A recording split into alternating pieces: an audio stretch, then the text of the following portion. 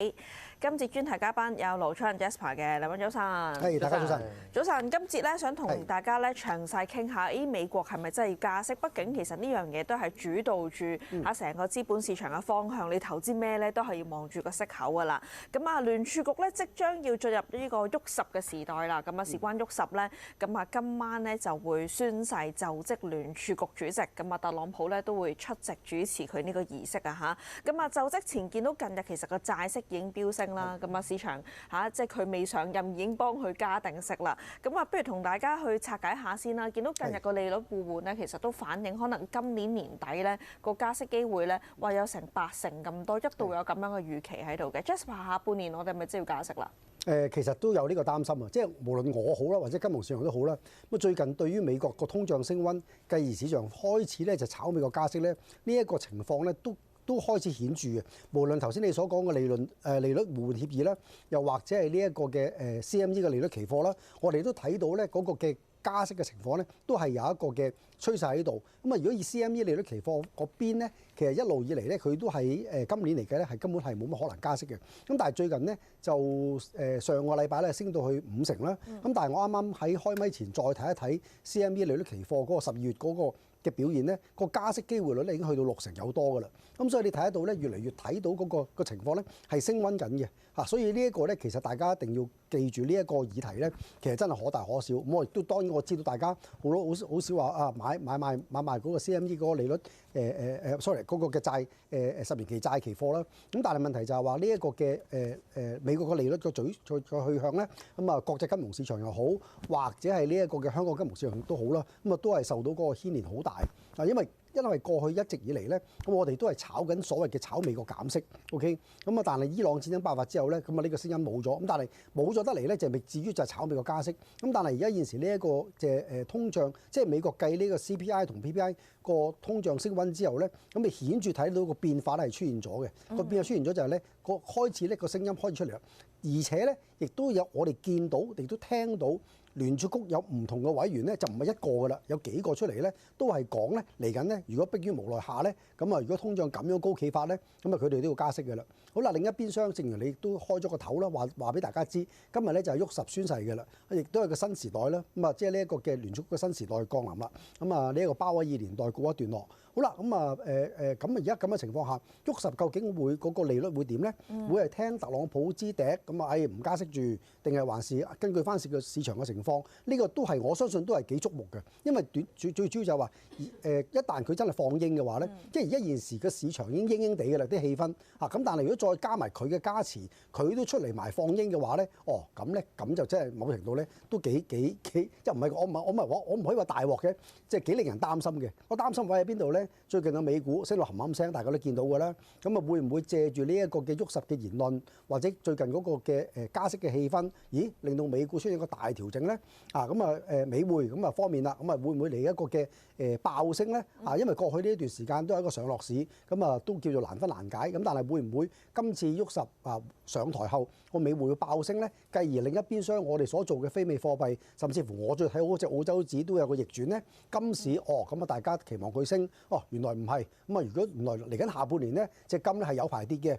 咁所以其實好多嘢咧都有個嘅可潛在性嘅變化喺度，呢個潛在性嘅變化會唔會由升轉跌，有啲行情或者由跌轉升，咁就真係要好睇嚟緊美國個息口去向。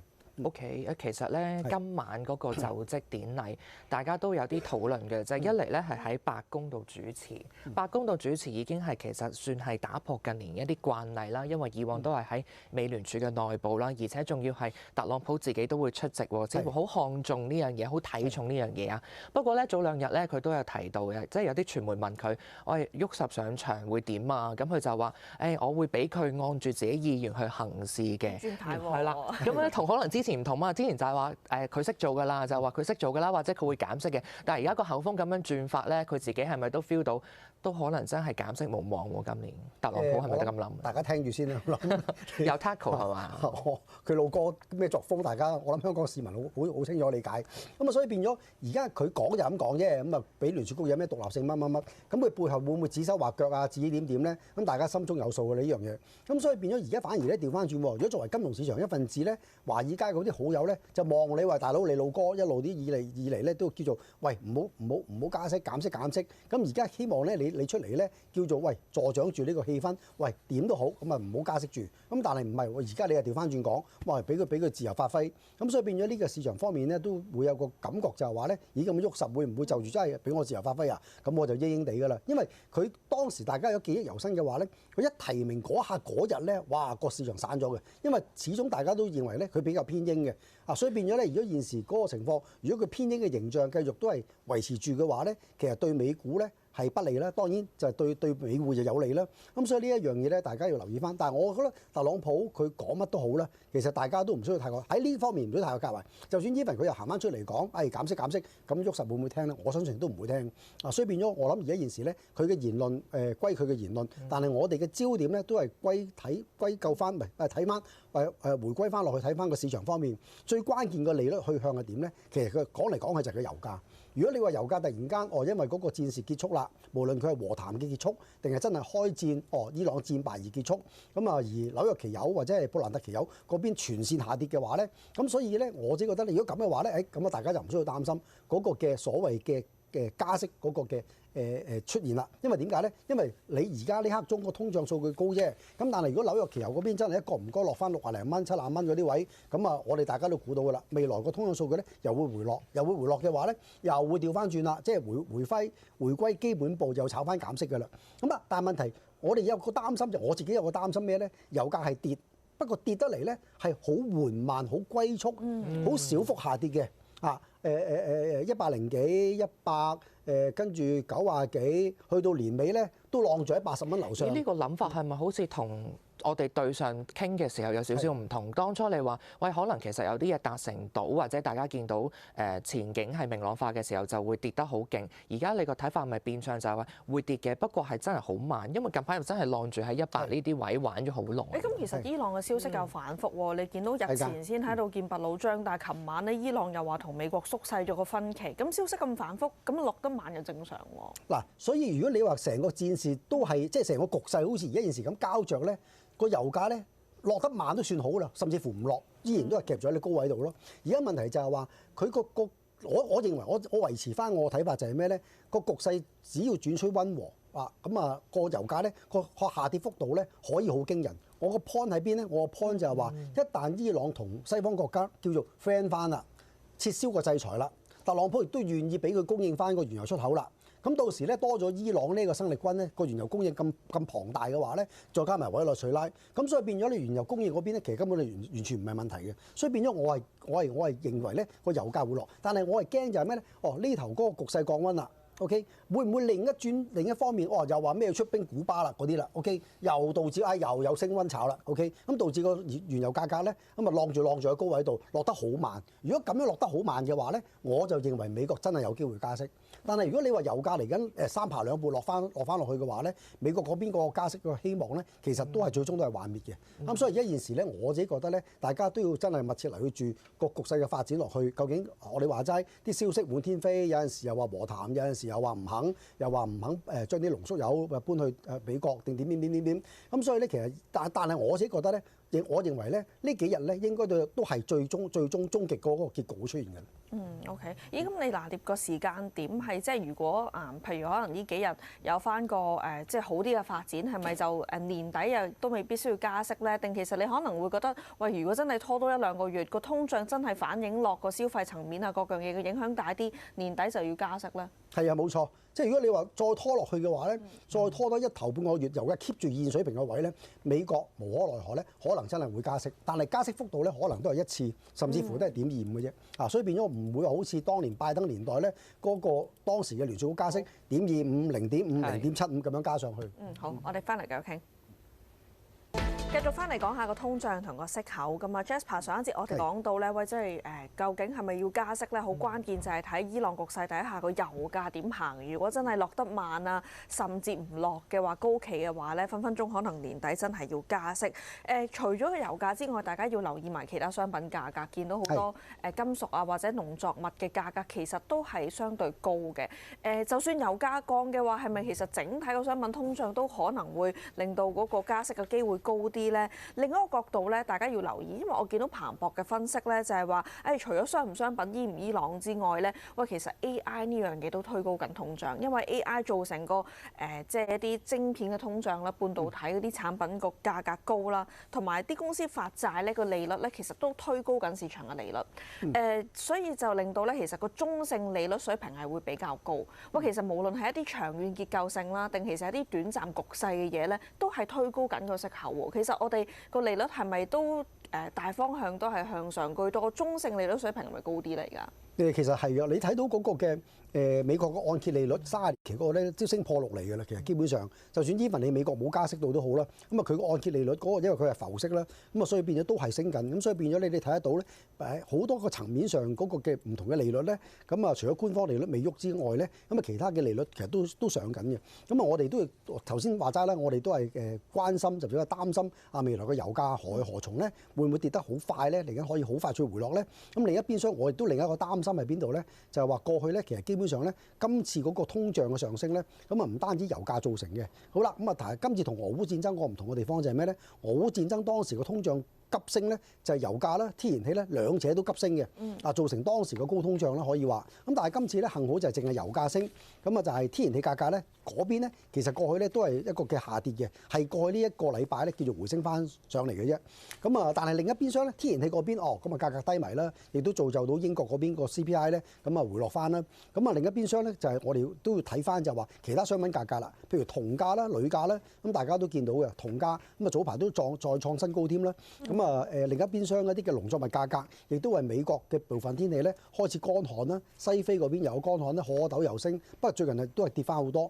咁啊，但係如果你話美國嗰邊嘅乾旱咧，造就咗大豆、小麥、玉米咧，甚至棉花價格咧都有唔同程度嘅升幅嘅。最近係咁，所以變咗我都係擔心就話，咦話如果你話油價落到啫，其他嗰啲落唔到，係咯咁自上升嘅話咧，咁啊某程度正如頭先再加埋阿寶善你話齋 AI 嗰邊亦都係推高通脹嘅其中一個原因啊。咁啊，所以變咗呢一啲嘅情況咧，大家都真係要牛咁眼咧，一眼關七地及住所有會影響通脹嘅一啲嘅範疇。咁啊，幸好叫乜嘢咧？幸好就係話個關稅，舊年咧曾幾何時咧，我都曾經年幾前咧，我都好擔心美國大幅加關稅會推高通脹啦，會搞到聯儲局會加息啦。咁但係而家關稅嗰 part 咧就加唔到咁多，加得少咗，咁所以變咗呢一度咧，幸好就冇話顯著咧會叫做火上加油咁樣，令到咧嗰個通脹咧咁啊失控。咁所以而家現時我自己覺得個情況咧，咁啊一方面留意住嗰個油價個去向，二方面咧留意住相關嗰啲商品價格個去向。咁但係相關嘅商品價格咧，你唔係話油價影響到㗎，原因就係咩咧？譬如你天氣乾旱嘅話，你油價點落都好，天氣乾旱，農作物就失收，農作物失收嘅話咧，嗰啲嘅大宗農作物價格上升嘅話咧，咁呢一 part 對於食物價格個影響嚟講咧，都係不容忽視。咁所以變咗而家現時都幾多嘢要留意住咧。我諗大家現時一定要有個心態咧，就步步為營，去睇住嗰個形勢嘅變化。一旦真係出現咗個形勢變化，就係話哇唔係啦，咁啊真係原來咧實牙實齒，阿沃什講到明㗎啦，嚟緊聯儲局迫於無奈真係會加息㗎啦，唔係可能會加息，係會加息嘅話咧，咁呢個形勢嘅逆轉咧，呢一個對於金融市場嗰個衝擊或者影響咧，呢個大家不容忽視。同埋美國啲經濟數據其實近排又唔弱喎，你見4月份個非農就業數據咧，其實個增長預期比大家市場為之多。上晚亦都公布咗5月份美國嘅製造業 PMI 初值其實高過預期啦，嗰啲首次申領失業救濟金嘅人數亦都係下跌咗。喂，呢啲其實都好支撐住成個經濟，或者學你話齋，喂，你其實都會令到啲商品嘅價格其實你跌唔到落去，就係大家睇個經濟預期其實唔係好下滑啊。個經濟其實美國一路都展現到佢嘅韌性嘅。你話好好，我又唔敢講。但係問題就係話咧，佢亦都係比其他國家咧係好嘅啲數據係啊。咁你見到如果你講到 PMI， 琴晚你見到歐洲嗰啲 PMI 數據咧，你真係睇到咧慘不忍睹嘅。OK 啊，所以其實基本上你睇得到個情況咧，咁啊都係美國嗰個加息咧係有可能，絕對唔會。我亦都絕對唔會好似2-3個月前冇可能加息㗎啦。我因為當時嘅我認為個長章應該好快打完㗎啦，好快結束㗎啦，油價好快回落㗎啦。殊不知佢得拖到而家。咁啊，而家我哋估佢呢幾日會搞掂啫。咁但係會唔會再拖落去咧？如果呢幾日搞唔掂，再拖到頭半個月嘅話咧，咁咧我都覺得咧，我都要轉態啦。我認為唔加息。變咗我都覺得有機會加息，咁所以呢一個嘅轉變咧，我諗大家都會有唔同嘅部署嘅轉變啦。譬如你見到啦，咁啊會唔會我哋嘅港股哇最近嗰個勢咁弱，彈唔起啊！我唔敢話佢跌啦，佢彈唔起。咁啊個原因係咪真係驚美國加息咧？啊咁啊港紙嗰邊其實你見得到港元都係弱勢嘅啊，所以我自己覺得咧，而家呢個情況發展落去嘅話咧，咁啊大家留意住。咁啊而家另一個複雜嘅問題就係咩咧？複雜嘅問題就係啦，譬如美金強翻啦。咁啊，你話嗰個嘅金會跌啦，咁但係你話美國嗰邊炒加息，咁但係唔係喎？喂 Jasper 澳洲又炒加息喎，咁啊你英國啊、歐洲啊、日本啊，喂都有炒加息喎，大家炒加息，咁美金同呢啲非美貨幣大家炒加息，我哋就要稱啦，咁邊隻嘅加息究竟係會佔優啲啦？你炒加息咩？得嚟原來你都係冇料到嘅加息，咁啊好似 yen 啦、日本啦、日元啦，所謂嘅炒加息炒咗咁多年，咁 yen 有冇料到？yen 冇料到，大家有目共睹。咁所以變咗喺嚟緊嗰個炒加息嘅浪潮當中咧，咁大家要密切留意住邊隻貨幣佢實牙實齒係真係加息嘅，唔係吹水嘅。OK 係嚟緊會積極加息嘅嗰隻貨幣咧就可以睇高一線。相反，話所謂炒加息嘅，舉例啦，日本啦 ，OK 咁所以變咗咧呢一個咧就留意啦。日本根本上所謂嘅炒加息，原來都係慢吞吞嗰隻嘅。好啦，咁啊所以呢一樣要留意翻啦。所以另一邊廂我哋見到啦，瑞士法郎嗰邊亦都係啦，冇加息可能㗎啦。OK 咁呢隻貨幣都不妨咧就叫睇低一線可以話。好啦，大家圖裏邊睇到個美匯指數啦，美匯指數喺過去呢一段期間咧，咁啊枕住都係呢個大型上落市。咁呢個大型上落市咧仍然咧都係未結束嘅。咁啊而家現時喺上落市當中咧係都係偏高嘅水平。咁啊曾經落過去97點幾咧，咁嗰度咧跟住又油價又急升翻，咁啊令到個美匯又上翻嚟。咁啊而家呢一陣會唔會抽上去100樓上咧？咁呢一個情況咧，大家要密切留意住。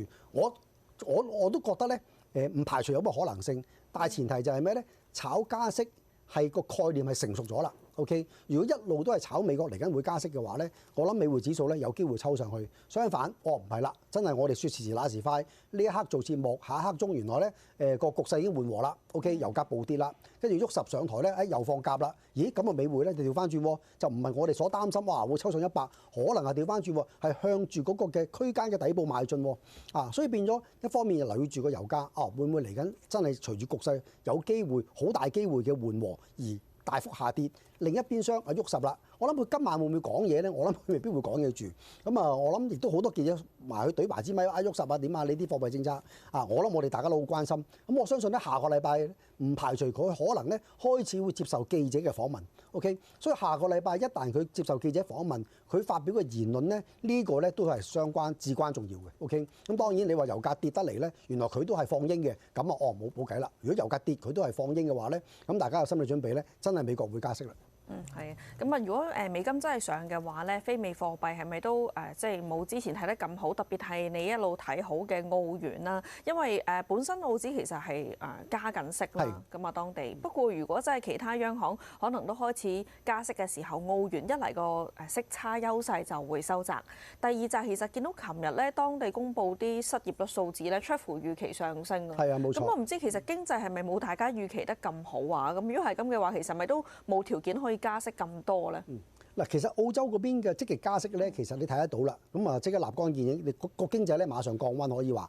咁啊，所以變咗我自己只有唯一一樣嘢就係一方面外圍經濟差啦，咁啊我哋內地經濟都係差啦，咁啊拖累澳洲經濟都開始轉差啦。咁啊二方面澳洲積極嘅加息，睇得到澳洲個經濟咧確實真係受到影響。你話會唔會嚟緊今次個議息會議裏邊當中咧會唔加息住咧？我覺得會嘅，因為就住嗰個經濟個狀況個經濟如果個步伐又回復翻一個嘅復甦步伐嘅話咧。咁啊唔排除澳洲儲備銀行咧嗰邊先會加息。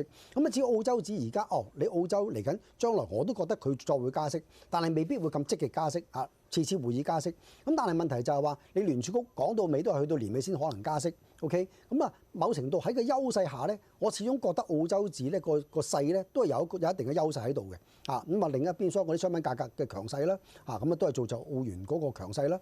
咁啊但係問題就係話，你都好驚美國加息，你好驚美匯指數上升，咁唯一辦法就係咩咧？我哋睇好澳元嗰班嘅好友咧，我哋要轉態就係咩咧？唔係轉睇淡，我哋就係攞澳洲指嚟做一啲嘅交叉盤，因為有一啲貨幣可能係好弱嘅，譬如 yen 啦，好弱嘅 ，OK， 咁啊變咗我哋可以揸澳洲紙沽 yen 啦，我哋可以揸澳洲紙沽瑞士法郎啦，咁咧因為瑞士法郎根本都冇可能加息嘅，所以變咗呢啲嘅弱勢貨幣咧，我哋可以揀佢出嚟咧嚟揸澳洲紙做呢個交叉盤，所以變咗咧我哋即係你話當唔係，我係要交學費，我要買樓嗰啲咧，咁就大家要留意住啦。咁但係如果唔係，我係一個純粹去 trade 嘅。吹澳元嘅炒上炒落嘅，咁變咗不妨咧就留意住澳元對其他弱勢貨幣交叉盤咧，呢個就穩陣好多啦。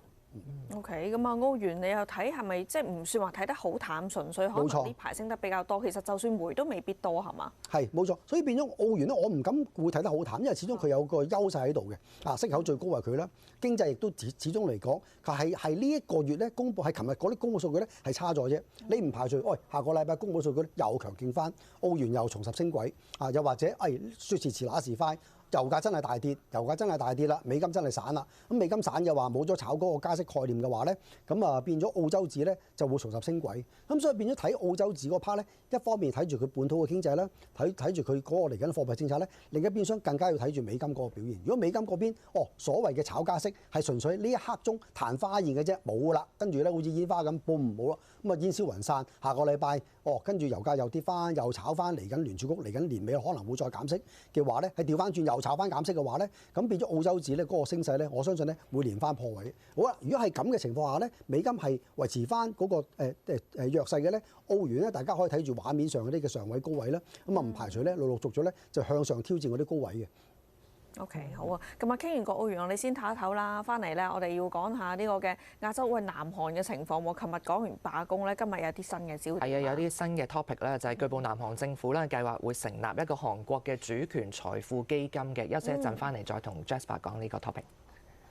翻嚟節目時間啊嘛，見到恒生指數暫時個升幅都係百零點啦，即係高開，然後有少少回嘅趨勢，偏悶啊嚇，港股都係。轉講下韓國啦，咁啊韓國咧，大家都知近排好多事發生啦，係咪啊？三星又同工會，大家係喺嗰個即係薪酬啊啲方案上，其實爭持咗一段時間，咁啊最新有個初步嘅協議達成啦，喺個死線之前就避免咗罷工。佢最新都有一啲新聞咧提到咧，其實前排都有少少苗頭講㗎啦，咁啊初頭咧前排有傳過南韓政府咪話，諗住將啲半導體行業咧賺多咗嗰啲錢，喂會唔會整一個基金落嚟點樣去發展啊？咁啊最新見到咧南韓政府咧就計劃咧可能會將半導體一啲部分嘅稅收啦設立一個叫做韓國嘅主權財富基金喎。咁啊撥立一個新嘅成立嘅主權財富基金，其實係有啲似咧新加坡淡馬錫咧嗰個嘅主權財富基金，即係換言之可能係投資一啲唔同嘅產業啦，咁啊，並且會喺下半年啟動㗎啦。咁啊有傳咧開頭咧諗住係籌集20萬億嘅韓元咧，折合就係過千億嘅港元做初次基金。最新就決定咧增加呢個現金嘅出資咧，將呢個資金咧提升去到挨近30萬億嘅韓元，咁啊折合就1560億港元喎。哇！咁啊係咪真係其實佢哋都睇到成個行業咧嚟緊個週期其實未完嘅？因為你喂，而家我哋炒到興合合，你而家先話嚟做呢一個嘅時候，係咪意味佢哋覺得呢個行業繼續有得做，或者再睇多幾多年，所以佢哋先夠膽話我哋嚟緊會有好多稅收擺落去做呢個基金咧？絕對認同你嘅講法，因為而家現時你睇到韓國嘅股市嘅強勢咧，我都覺得佢應該係升嘅，即係喺好多個月之前，咁啊當時我分析日股啊、韓股啊、美股啊，我都認為韓股都係食正條水㗎啦，因為你始終美股、日股嗰啲嘅半導體晶片 AI 嘅概念，導致到個股市納指100啊好，或者日經又好啦，日經2都被炒起咧，咁你韓國更加添啦，亦都係呢一個板塊咁甚至乎三星啊、海力士嗰啲咁啊撐起成個股市，咁所以變咗其實基本上佢都係食正條水，咁啊跟車上，咁啊所以喺現時咧韓股嘅走勢咧其實咧係好凌厲可以話，咁啊甚至乎我哋可以睇得到咧跑贏日股，甚至跑贏美股，咁啊後市方面咧，究竟後市方面究竟佢係咪能夠 keep 住嗰個升幅係跑贏對方咧？咁啊呢一個我就唔敢講，咁但係我睇嚟咧，我都認為咧嚟緊，因為美股或者日股方面咧嗰個升勢咧係未完嘅。如果日股同美股嘅升勢未完，而個升勢未完得嚟，繼續都係個火車頭係由 AI 晶片、半導體呢一類嘅行業帶領住嘅話咧，咁韓股咧就繼續有運行。我相反唔係喎，今次原來美股嗰個升勢咧個火車頭係嚟自道指喎，嚟自羅素2000喎，嗰啲嘅科技股落後喎，係咁冧喎，咁啊咁，如果咁嘅話咧，咁啊韓股當然冇人行啦。咁所以變咗喺美股方面，只要納指繼續係有個嘅良好嘅表現啦，半導體指數嗰邊有良好表現嘅話咧，其實基本上韓股方面咧，我相信咧係繼續有運行。咁但係咧，韓股嗰個強勢咧，其中一個嘅原因咧，就等於好似日本嘅咩似日本咧？乜唔係話美股升咁啊？日股升，日股係跑贏美股㗎，大家要記住啊！韓股係跑贏美股喎，韓股係跑贏呢個日股喎。咁啊兩者嘅相似地方喺邊度咧？就係話日股強，但係日元好弱嘅。OK， 大家睇到嘅日股好強啦。就唔需要我解釋，但係日元幾弱，我諗大家更清楚添咁啊，作為香港人時去日本玩換嘢，就知道有幾弱㗎啦。咁但係韓股嗰邊咧，其實一樣，韓股有韓股升，但係韓圜咧其實係偏軟嘅。咁啊個原因係乜嘢咧？韓國個息口咧一路都係偏低嘅。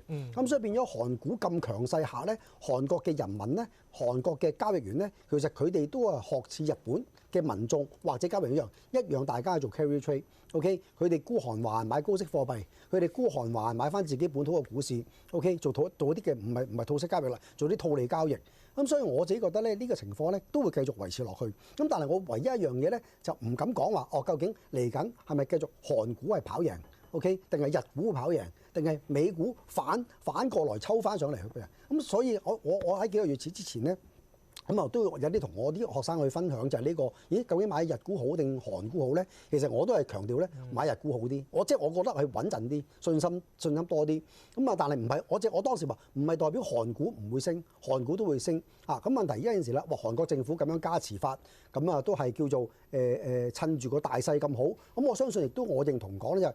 絕對佢哋咁樣嘅推呢一個新嘅投資咧，咁呢一個嘅主權基金咧，其實絕對唔係話呢一刻鐘我炒起呢一刻鐘嘅嘢，我諗佢係長線睇好，長線睇好就係因為確實真係大家都感受到嘅，嚟緊呢啲 AI 嘅浪潮，絕對唔係一個嘅絕對唔係一個嘅即係叫我哋老人家話齋新市坑3分鐘熱度唔會，即係呢個係一個革命，一個大革命。咁變咗呢一個嘅革命 AI 有排用所以變咗咧有關嘅股份咧會唔會有排升咧？呢個大家就不妨可以留意下啦。咁所以變咗我自己覺得咧，韓圜嗰邊咧繼續會偏軟，韓股嗰邊咧就會譬如偏強。OK， 其實透過晶片半導體嚟去繼續加持嗰個投資成個鼓動嗰個投資氣氛咧，其實南韓政府都做緊另一樣嘢。其實佢哋今日咧就會開賣一個咧叫國民參與型嘅國民成長基金喎。咁啊，之前係南韓政府推動嘅一個基金嚟㗎啦。咁其實咧，佢哋就會話將啲投資咧收集到嘅集到資嘅錢咧，就會投資喺啲 AI 啦、半導體啦、生物科技一啲國家嘅重點嘅戰略產業裏邊嘅咁樣。咁啊，當然啦，即係賺到錢就會同大家分成啦。咁啊，呢個會唔會都好有趣？就係其實都佢哋好明顯就係 feel 到就係藉住晶片呢樣嘢，成個股市啊，成個國家再次係重新喺個世界嘅焦點當中，然後透過呢樣嘢其實去推動緊算唔算叫鼓吹大家將個投資氣氛拱到最高最熱切咧？因為大家都知南韓嘅人其實對於炒股票個賭性都好強㗎嘛，加密貨幣亦都係㗎嘛，會唔會透過開始有呢啲嘢，或者做好多各樣嘅基金，會令到佢哋個投資氣氛推到最高會，我諗個投資氣氛一路都會熾熱嘅，但係問題熾熱得嚟會唔會爆煲咧？咁呢個都大家都關心，我都關心，我都擔心。咁所以變咗呢一樣嘢咧，大家留意住，唔單止韓國啦，你話美股好，或者嚟緊嗰啲嘅SpaceX 啊，或者 OpenAI 嗰啲上市，會唔會亦都係進一步會推高嗰個投資氣氛咧？其實都係會。咁所以變咗咧，其實我反而覺得咧，佢耐唔耐有個健康嘅調整，其實係好事。但係如果你話我哋要睇住啦，留意住，哇！如果嗰個氣氛係熾熱到咧，佢回都唔回嘅，一路咁日日一路都即係誇張啲講升停板嘅咁嘅話咧，咁大家要小心。咁但係所以變咗咧，後市。嗰個韓國股市又好，或者甚至日股好，或者美股都好咧，我都認為咧，喺某啲高位咧就唔好高追啦。如果你睇好嘅話，後市睇好嘅話，你喺某啲高位又唔好高追啦，超買啊，或者你可以利用 RSI 嗰啲嘅技術指標嚟去分析有冇超買。咁啊相反地，有啲壞消息出咗啦，而嗰個壞消息咧純粹係一個嘅調整嘅啫。譬如三星罷工咁話呢啲，咁啊呢啲咁遲早都復工㗎啦，冇可能罷一世㗎。咁所以變咗會唔會呢啲嘅所謂嘅壞消息，咦係一個好嘅趁低吸納嘅機會咧？其實係嘅。所以我自己覺得咧，整體嚟計嚟緊今年環球股市咧，咁都係係樂觀嘅。唯一係我所擔心就係上一 part 兩 part 所講，哇會唔會嗰個加息咁啊個週期哇嚟緊係猛烈加息咧？咁啊導致環球股市急降溫咧？呢一個大家要注意翻。喂，講起咧，其實大家好擔心會急劇加息啦，再重新展開呢個加息週期。咁我都要問埋你個金價個走勢。近排個金價咧，好似都係喺4500、4600、4700呢啲位置度徘徊當中啦。如果而家大家嗰個債息有高企，大家對於加息嗰個呼聲越嚟越高嘅時候，係咪要再試翻一次4000頭呢啲位置咧？我都擔心嘅4100啊呢啲位咯，即係上一次對落嚟嗰個低位。咁啊，你話而家現時個金價個弱勢咧，我哋終於叫做有啲嘅謎底解開咗啦。個謎底解開咗就係話，哦，原來你話印度政府早2個禮拜啊，咁啊就公開話俾大家知，喂唔好買金啦，我哋國家而家現時嘅貿易赤字好高啦，再加埋佢哋加嗰個黃金進口稅，咁啊啱啱最新鮮嘅大家消息出咗，哦原來俄羅斯嗰邊咧原來都係減持緊黃金，我諗99%都係支付嗰個軍費㗎啦。咁所以呢啲嘅情況下咧，咁導致到金價咧嗰個反覆偏軟咧，原來真係有啲大戶咧喺後邊咧，咁啊一方面就大戶就引導啦，嗰啲嘅買金嘅力量少咗啦。咁相反，俄羅斯嗰邊亦都沽售緊黃金，咁啊土耳其嗰邊都係啦。咁所以其實呢啲嘅情況咧，導致金價最近反覆偏弱。如果你話加息週期真係嚟了啦，美國嗰邊咁啊再加埋美匯轉強嘅話咧，我覺得個金價咧有機會咧真係會試翻落去4100嗰啲位，呢個係最壞嘅打算。但係相反，係咪真係會係美國加得到息咧？其實嚟緊未來呢個星期咧就會揭曉㗎啦。因為點解咧？我都認為個局勢唔會再拖得耐㗎啦。以色列啊、中東好多國家咧已經係施壓俾特朗普咧，喂你盡快解決啦。OK， 咁樣拖落去唔係辦法。OK， 咁所以變咗一旦真係成功解決到呢一個嘅伊朗局勢，無論佢係大和解定係速戰速決去解決，咁啊油價只要能夠落翻去嘅話咧，個金價咧就有機會能夠上翻去。所以變咗我自己覺得，其實個金價其實終極，我自己覺得，我成日同我講或者學生講就係，當油價終極見頂嘅時候，就係金價終極見底嘅時候。咁所以而家一旦真係戰事真係和解啦，咁啊冇嘢啦，咁啊油價急跌嘅話咧，隻金咧，我相信我都幾有信心咧，佢會重拾翻個升軌。頭先你提到央行買賣金嗰個步伐，呢個要望住啦。咁啊，另外摩通有份報告都提到，就話黃金嘅牛市就未完嘅。咁佢就話投資者其實短線係相對弱一啲，不過係純粹係因為個焦點擺咗喺其他地方。但係你覺得長期嘅主題就係貨幣貶值啦。另外美國政府嘅赤字仍然高企，同埋地緣政治衝突。可能呢啲增加都會令到長期黃金都係仍然睇好嘅。年底嘅目標咧，不過佢就將個年底嘅目標價咧削到去每盎司咧$6000咯。不過佢都提醒咧，即係嚟緊一啲下行週期嗰啲因素係啲乜嘢啊？就譬如係美國就業如果好強勁啦，通脹繼續向上行啦，咁啊聯儲局就可能會重啟加息嘅週期。呢個亦都係我哋頭先上嗰兩節會提到嘅嘢啦。而央行買金個步伐如果減慢嘅話咧，其實都會疊加咗一個利淡嘅因素，加劇嗰個金價回調嗰個幅度嘅。咁啊，傾咗咁多啦，唔該晒 Jasper 詳細嘅分析啦，休息一陣。